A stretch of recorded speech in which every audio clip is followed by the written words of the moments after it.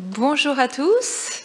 Alors on va commencer cette deuxième journée de la conférence Transition humanitaire dans l'océan Indien. J'espère, je vois que nous à La Réunion, en tout cas tout le monde est là. L'amphithéâtre est plein. Je regarde sur nos collègues qui sont en train de se connecter à distance. Donc je vois que la connexion fonctionne bien. Je pense que vous nous entendez bien. S'il y a un problème technique, n'hésitez pas à nous le dire. Je vois encore plusieurs pays connectés. Oui, plusieurs continents d'ailleurs, puisque on retrouve les Amériques, l'Europe et les pays de la Commission de l'océan Indien. Oui, donc je pense que ça marche bien. Donc on va pouvoir lancer cette deuxième journée. Pour cette journée, on va avoir 3 tables rondes et un propos introductif.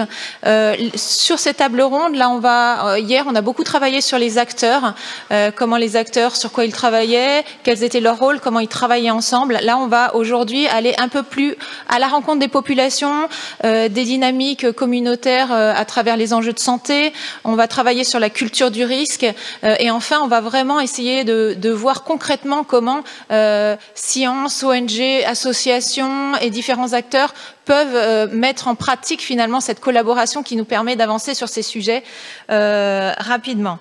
Voilà, je pense qu'on est prêt pour lancer ce propos introductif.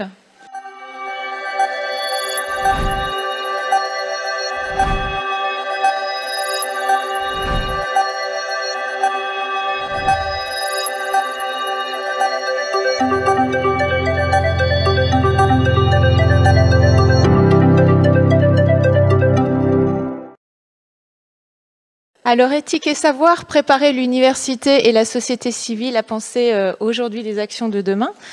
Pour cette session, qui est une discussion, hein, on va commencer la journée comme ça. Je suis très heureuse d'accueillir le docteur Thierry Malbert. Donc Thierry, vous êtes docteur en anthropologie, vous êtes maître de conférence en sciences de l'éducation ici même à l'Université de La Réunion. Vos enseignements et vos recherches en anthropologie portent particulièrement sur l'analyse du lien social dans cette société créole réunionnaise à travers les champs de l'éducation familiale, de la parentalité, des reliances interculturelles et du dialogue interreligieux dans ce contexte des migrations de l'océan Indien. Vous êtes spécialiste de cette zone. Vous avez d'ailleurs travaillé en tant qu'expert auprès de l'UNESCO sur ces sujets. Et à présent, vous êtes en charge de plusieurs directions. Vous faites beaucoup de choses sur l'Observatoire de la parentalité, aussi au sein du département de sciences sociales. Donc beaucoup de recherches au cœur même des sociétés. Donc je vous propose qu'on commence cette discussion ensemble. Je pense que c'était assez important. Donc déjà, le terme d'éthique est dans le titre de la conférence. Donc comment on va se saisir de ce terme d'éthique? Le terme a été peu prononcé en fait. En revanche, on a utilisé beaucoup de termes qui font référence. On a parlé d'autonomie, on a parlé parfois de dérive, on a parlé de vivre ensemble. Vivre ensemble, ethos, c'est quand même l'origine aussi de ce terme d'éthique dans son sens, on va dire, qui est plus en lien avec l'Antiquité. Et finalement, nous, on trouvait ça vraiment utile de commencer la journée avec ce terme d'éthique, parce que finalement, on s'est rendu compte hier que l'humanitaire fait face à un double défi.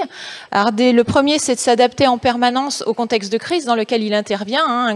Une association humanitaire va devoir intervenir sur des contextes très, très différents et très difficiles et complexes à la fois.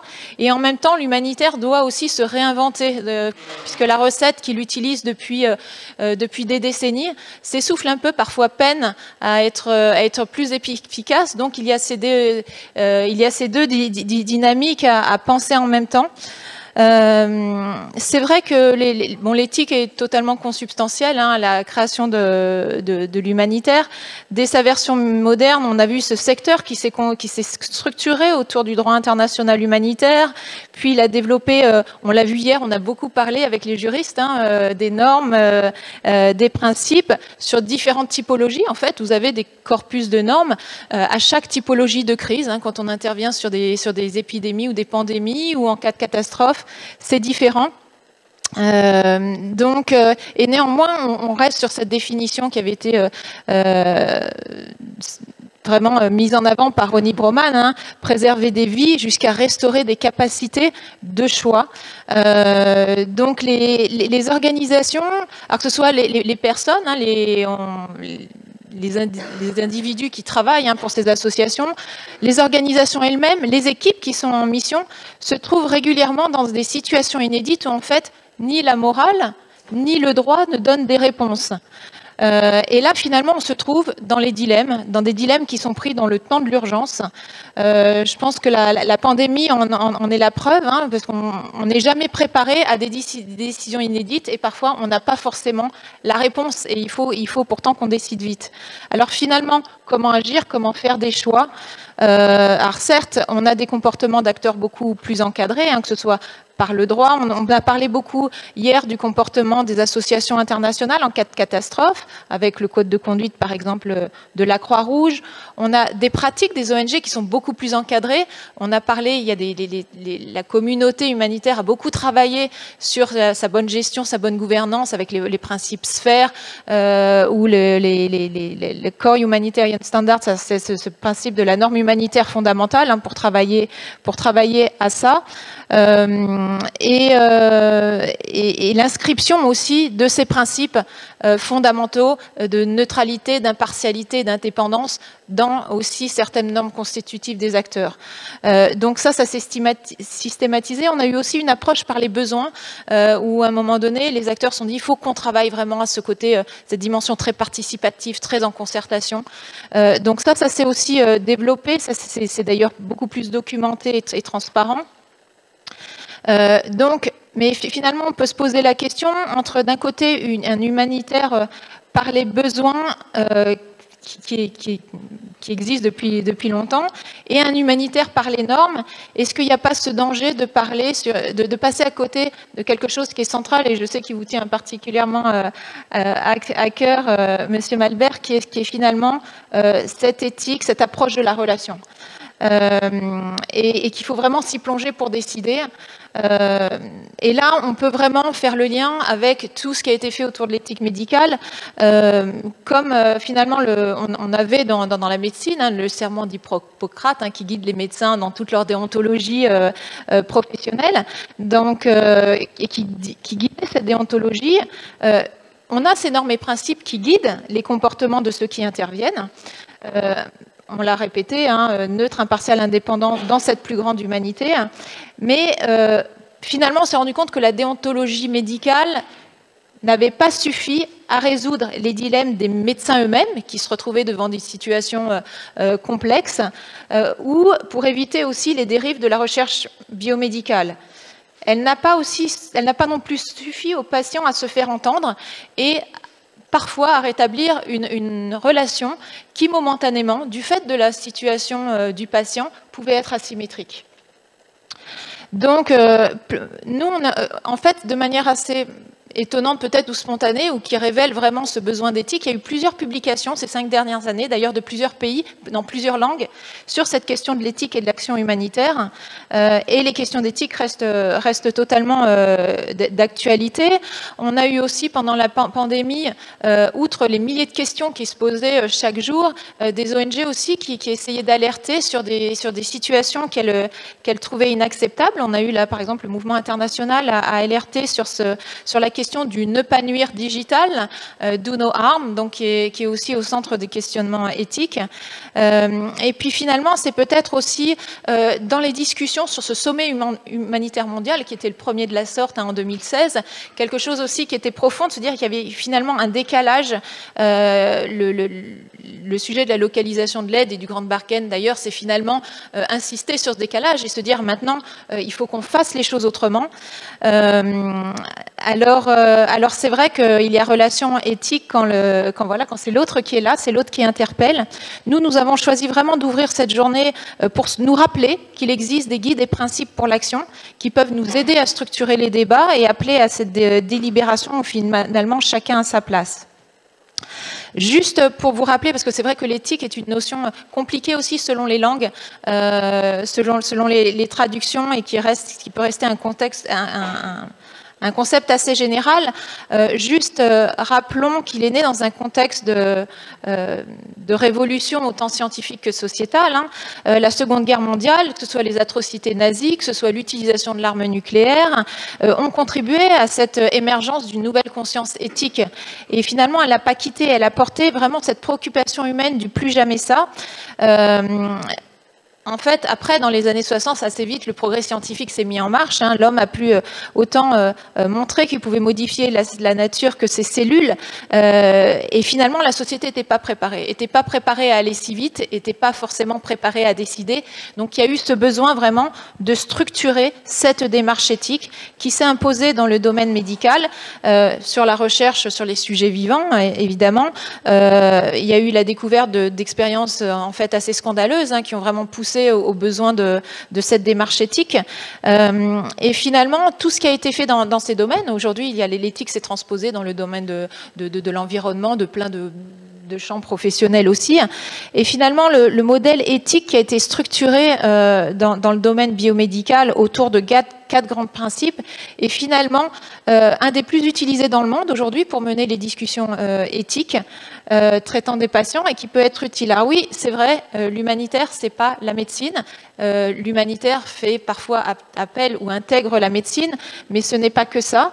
On a vu comment l'épidémie de sida, finalement, a obligé à revenir à l'éthique, à l'institutionnaliser avec des textes, des comités, de voir comment on pouvait faire ensemble. Et finalement, c'est dans aussi ce contexte de grande pandémie mondiale, alors qu'on venait d'éradiquer la variole, donc il y avait eu une réussite là sur une éradication, il y a une autre pandémie qui nous a obligés à regarder et finalement à rassembler les chercheurs, les humanitaires, les États, puisque tout le monde se rassemblait autour de cette pandémie et qu'il fallait faire des choix. Donc, en dépit de la complexité de l'environnement humanitaire, il semble que ces quatre grands principes d'éthique biomédicale que sont l'autonomie, la bienfaisance, la non-malfaisance et la justice sont particulièrement bien adaptés pour passer au crible nos questionnements et que finalement ils sont peut-être intéressants pour évoquer nos sujets tout au long de cette journée. Donc, ils sont là à disposition aussi, on peut les utiliser. Juste un petit rappel sur ces quatre grands principes, pour rappeler que le principe d'autonomie, on en a parlé hier sur l'autonomie, par exemple, de Mayotte suite à une catastrophe où c'était vraiment très central dans les dispositifs. L'autonomie, c'est cette valeur qui oblige vraiment à prendre en considération la capacité de l'autre. Alors, il peut être un État, il peut être une personne, il peut être un groupe, à participer au processus décisionnel le concernant. Il y a vraiment ce postulat de liberté qui est finalement du sujet, qui est le garde-fou contre parfois les dérives non intentionnelles d'un paternalisme qui pourrait se mettre en place et qui finalement serait pas bien. Le principe de bienfaisance est important puisqu'il enjoint toujours de se soucier d'accomplir un bien en faveur de la personne qui va recevoir l'aide. Et il faut toujours que l'intéressé, et ça on l'a vu aussi hier, puisse reconnaître ce bien en tant que tel. C'est-à-dire qu'il ne s'agit pas de faire un bien que je considère comme un bien pour satisfaire aussi l'empathie. Ça peut être de partenaires, de personnes autour de moi qui veulent faire du bien. Il faut que le bien soit considéré comme tel par la personne qui le reçoit. On a vu des exemples de bonnes intentions hier et qui étaient finalement très décalés et qui étaient un fardeau aussi pour les acteurs qui essayaient de le mettre en place. Le principe de non-malfaisance, donc qui est le primum non nocere hippocratique, d'abord ne pas nuire. Donc là, c'est vraiment épargner à la personne qui va recevoir l'assistance ou l'aide un préjudice soit moral, soit physique qui ferait pas de sens pour lui. On a eu ces dilemmes, par exemple, sur des tests de dépistage pour dépister de certaines maladies, mais parfois sans traitement derrière. Donc, comment les personnes vont vivre ça, comment agir, comment l'anticiper, sans pouvoir finalement, après, proposer une suite. C'est aussi un principe qui peut contribuer à explorer toutes les dérives, tous les abus, toutes les conséquences non intentionnelles du fonctionnement du dispositif humanitaire. Alors, il y en a beaucoup. Ça peut être des filières économiques locales impactées, ça peut être des déchets nuisibles pour l'environnement, ça peut être la hausse des loyers, ça peut être aussi des volontaires épuisés. Donc, un principe aussi très important. Le dernier, c'est dans la formalisation éthique de la décision, c'est celui de justice, puisqu'il s'agit là vraiment de penser la justice en tant que traitement équitable Pour les acteurs humanitaires, c'est pas facile parce qu'on va cibler des personnes, des communautés. On se rend compte que parfois, les personnes qui sont autour, les communautés dans des pays, parce qu'on va avoir un camp de réfugiés, par exemple, et qu'il va y avoir des populations hautes autour, qui sont aussi des populations vulnérables, vont du coup percevoir une action comme pas juste, et que ça peut vraiment être une difficulté pour ceux qui apportent l'aide, pour ceux qui la reçoivent et pour les personnalités autour. Donc voilà, ces 4 grands principes qui sont finalement utiles. On le sait, l'humanitaire a ce besoin de revenir toujours à ce questionnement éthique. Donc pour en décrypter les dilemmes, organiser le débat, les savoirs dont nous allons parler maintenant avec vous peuvent lui fournir des éléments d'éclairage importants. Cette démarche scientifique dont on parlait hier pour produire ces données, ces analyses. Et finalement, on peut vraiment se poser la question entre l'éthique humanitaire à l'éthique des savoirs, comment finalement l'éthique peut s'ériger en tant que trait d'union, comment l'éthique de la recherche, une recherche que vous connaissez bien, peut à son tour contribuer à aller vers les acteurs, vers ces enjeux humanitaires dont on discute ces 2 jours. Et finalement, vous qui êtes spécialiste des sciences humaines et sociales, y a-t-il peut-être une spécificité des sciences humaines et sociales sur ces sujets-là ? Merci Virginie, bonjour à toutes et à tous, merci de votre accueil. Eh bien, la question de l'éthique, c'est une question majeure, vous venez d'en parler, de l'introduire. Alors, en tant que chercheur, enseignant-chercheur à l'Université de La Réunion, mon propos serait déjà de préciser que lorsqu'on questionne la dimension éthique de la recherche, le sens que la recherche scientifique donne à soutenir, mais aussi à s'adapter aux normes humanitaires est capital dans un monde en évolution rapide.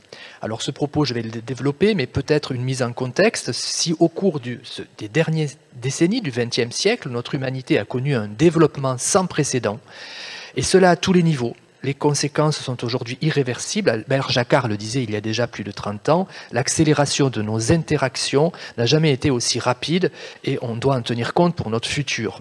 Des avancées sans précédent nous ont amené, certes, plus de confort, plus de facilité pour nos besoins physiologiques et nos besoins d'épanouissement. L'éducation, la santé ont connu des avancées fortes et ont permis l'instruction des masses et une progression de l'espérance de vie. Partout, l'IDH le traduit. Si ces points sont positifs, on ne peut en ce début du XXIe siècle que constater le retour du balancier, avec des dérégulations sans précédent au niveau de la modification des climats qui impactent la vie, la santé de toutes les espèces vivantes. Les effets des pollutions non gérées entraînent une fragilisation de notre humanité, des déplacements majeurs et des conflits entre populations voient le jour. Les violences, la malnutrition augmentent, on constate à nouveau une dégradation forte des indicateurs de santé. Alors ce propos que vous connaissez toutes et tous, comment à présent mieux gérer notre développement pour éviter les grands cataclysmes et désastres humanitaires entre les 2 extrêmes, fin du XXe et début du XXIe, les 2 extrêmes de ce balancier, l'enjeu, vous l'avez compris, est de trouver urgemment, de nous pencher sur ce nouveau paradigme, quelque part en étant efficace autrement ensemble. La question fondamentale est une question d'éthique, vous l'avez souligné Virginie, donc de valeurs et de posture morale à avoir par rapport à notre développement humain, humanitaire, sociétal. Comment tendre ensemble à trouver une autre voie, plus apaisée, qui tiendrait à embrasser une vision plus large de tous les contextes sociaux, culturels, économiques, politiques, environnementaux. Cette voie s'approcherait-elle d'une loi universelle que l'on retrouve dans la nature, mais aussi à l'horizon des textes sacrés et philosophiques, et qui permet de stabiliser le balancier au centre, d'apaiser, pour soutenir l'ensemble. Je parle là de la loi du juste milieu, cette loi fondée sur l'éthique du bien agir, et j'insisterai sur le bien agir dans mon propos. Les sciences humaines et sociales sont aujourd'hui très actives et de plus en plus sollicitées, même par la Chine qui en redemande des sciences humaines et sociales aujourd'hui. Nombreuses parmi les plus actives, l'histoire, la géographie, la psychologie, la sociologie, l'anthropologie.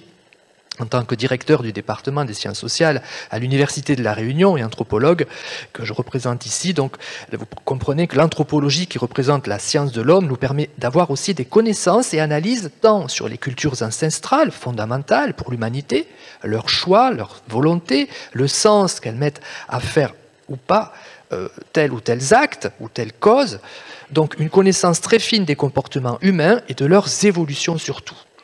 L'anthropologie sociale et culturelle que nous développons ici à travers notre master à l'université permet en exergue les fondements des pratiques culturelles de la naissance à la mort en passant par la parenté, la santé, le religieux. Donc vous comprendrez qu'au cœur des pratiques et des relations sociales des êtres humains entre eux et du rapport qu'ils entretiennent avec la nature, les recherches en sciences humaines et sociales ont toute leur place pour impliquer davantage la société civile à une responsabilisation face à la lutte contre les désastres humanitaires et également à mieux soutenir les populations les plus impliquées par les crises.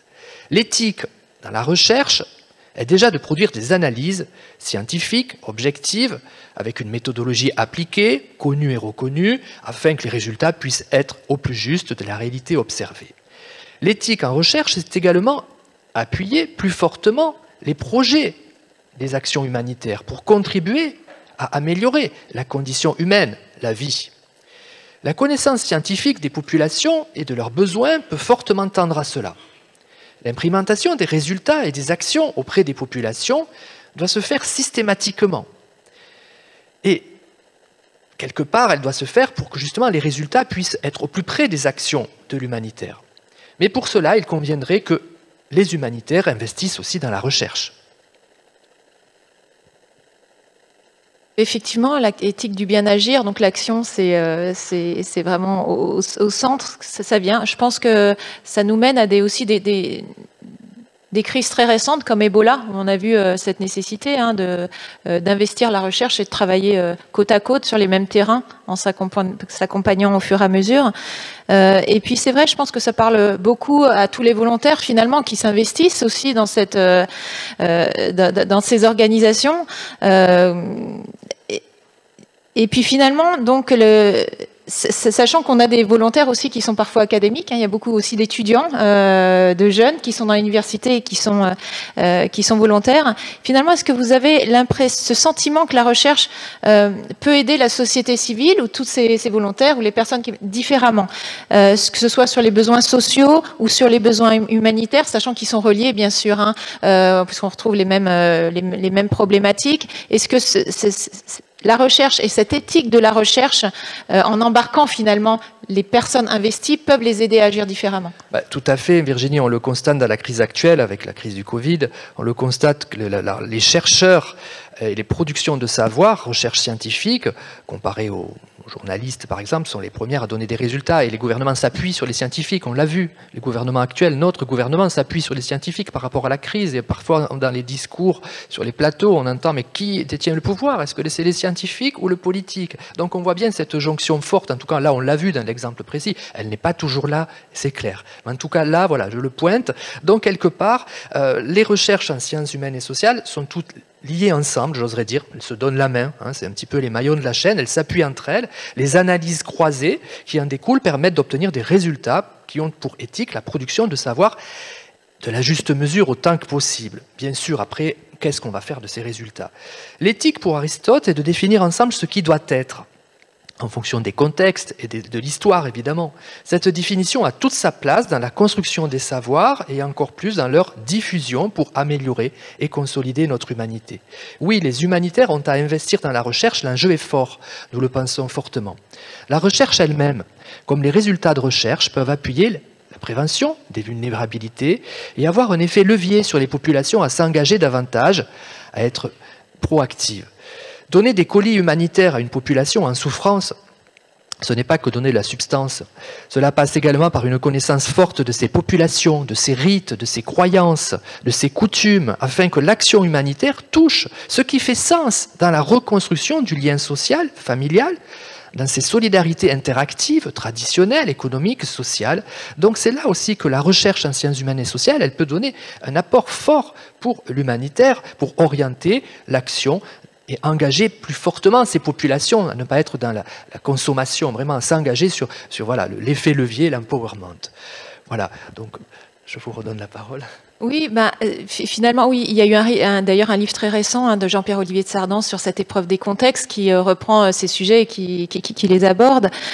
Finalement, je pense que vous avez déjà peut-être ce qui serait intéressant, c'est d'avoir des pistes concrètes de rapprochement, finalement, pour mieux agir, pour être dans ce bien agir et dans ce mieux agir à travers l'éthique et un rapprochement, pour avoir ce qui est compliqué, c'est finalement d'obtenir cette fluidité entre une meilleure assimilation des résultats, une fluidité entre savoir, action et peut-être innovation aussi. Donc comment finalement avec cette vigilance éthique ou ce trait d'union éthique, on peut travailler à des pistes concrètes? Eh bien voilà, penser la bienfaisance, le bien agir, autant dans la recherche que dans l'humanitaire, vous l'avez expliqué très bien, c'est pas facile en fonction des contextes et des positionnements des acteurs. Il y a des actions qui sont faites sur le territoire de la Réunion. Je parlerai de la Réunion puisque j'enseigne, je mène des recherches beaucoup sur le territoire de la Réunion, sur le respect justement de ce décloisonnement. L'éthique dans nos recherches penche justement sur ce décloisonnement pour que la société civile s'imprègne aussi des résultats. Je parlerai directement comment relier le micro carrément au supranational et je citerai l'exemple de l'Observatoire de la parentalité que nous avons construit ici entre l'université, la recherche et la CAF de la Réunion et surtout la branche de l'action sociale de la CAF. Cet observatoire construit à partir de 2015, ici implanté au Chaudron, tout près, permet de faire des analyses, des recherches, évidemment.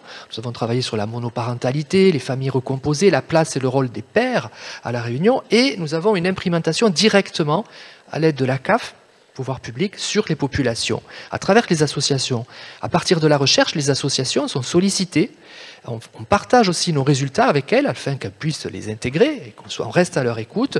Donc ce champ-là fonctionne. On l'a développé également pour l'océan Indien, l'Observatoire de la parentalité de l'océan Indien, avec les pays de la COI, mais pas que. L'Afrique du Sud, la Tanzanie et le Mozambique en font partie.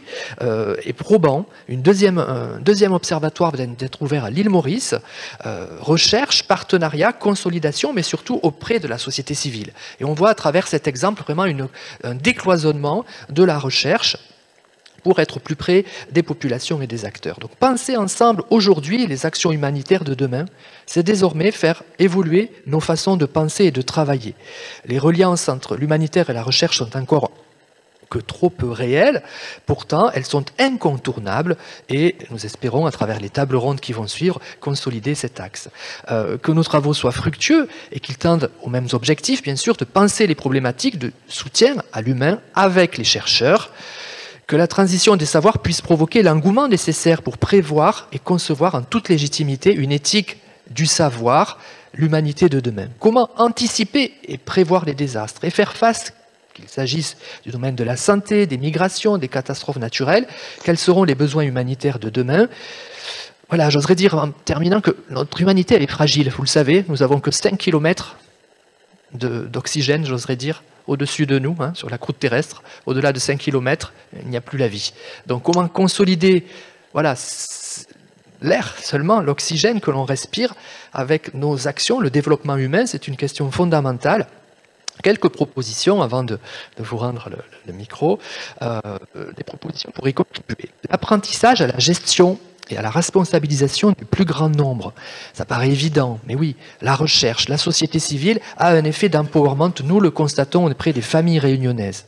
L'éducation à la santé des masses, évidemment, renforcer l'autonomie aux besoins vitaux, la recherche peut y contribuer, travailler le vivre ensemble, environnement et humain.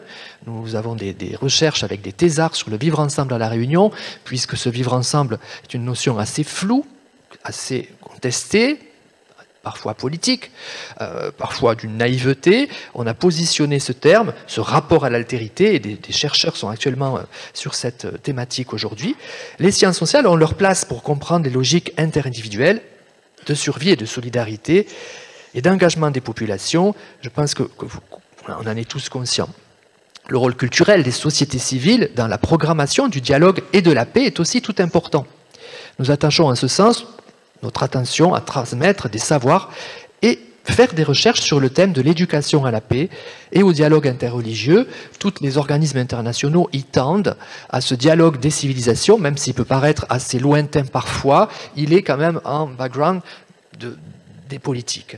Donc en conclusion, je sais que le temps presse, je me dépêche, accompagner la recherche pour s'adapter aux actions de l'humanitaire, une politique qui tendrait à être développée, tendre à ce que les acteurs de la société civile s'impliquent davantage sur les enjeux humanitaires, que cette légitimité scientifique autour de l'éthique de la recherche puisse appuyer l'humanitaire pour aller vers aussi les décideurs, les financeurs, former aussi les populations qui n'ont jamais été formées et surtout revenir à la culture mère, j'insiste là-dessus parce qu'il y a d'énormes quantités de savoir produits par les sages et les siècles passés et notre rouleau compresseur de l'hyperactivité tend parfois à ne plus tenir compte de ceci. Je parle de la relation à la température dans les maisons, dans les cases, à l'architecture, à la construction des canaux, des barques dans l'océan Indien. Et là, c'est clair que l'activité, le champ de l'anthropologie, de la sociologie, des sciences humaines et sociales a tout un levier fort pour amener des analyses et justement contribuer à la dimension humanitaire. Voilà, je vous remercie. Thierry Malbert, un grand merci. Donc, je pense qu'on a des belles propositions et puis travailler vraiment à ce lien finalement entre pratique, droit, science, pour intégrer cette démarche éthique à tous les niveaux et puis progresser ensemble. Je vous remercie. Merci beaucoup. Merci beaucoup.